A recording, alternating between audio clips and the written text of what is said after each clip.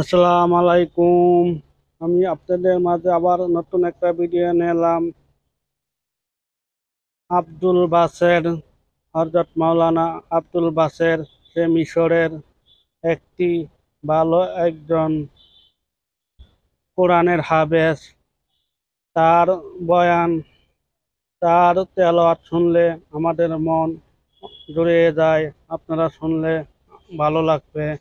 আব্দুল বাসেরের মতন বাংলাদেশের প্রত্যেকটি ঘরে ঘরে আব্দুল বাসের মতন হাফেজ যেন হয়। আপনারা দোয়া করবেন প্রত্যেকটি ঘরে ঘরে যেন আব্দুল বাসের পরে আল্লামা দেলোয়ার হোসেন সাইদি, মিজানুর রহমান আজহারির মতন ভালো ভালো বক্তা তৈরি হয়। আপনারা আব্দুল বাসের ভিডিও গুলো আপনারা দেখেন, শুনলে খুব ভালো লাগবে। বিসমিল্লাহির রহমানির রহিম।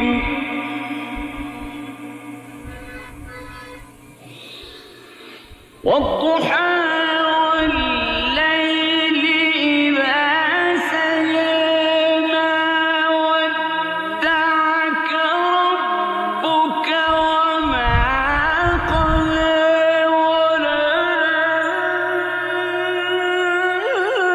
وللآخرة خير لك من الأولى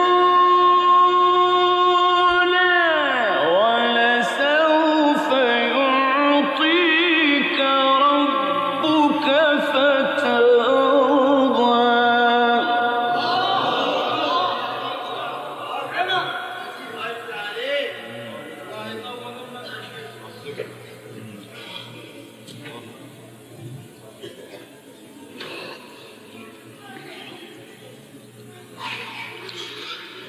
بسم الله الرحمن الرحيم.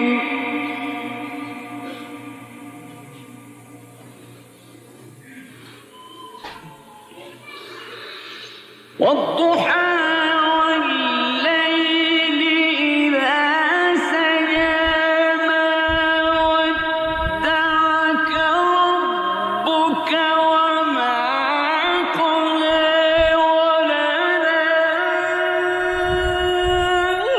وللآخرة خير لك من الأولى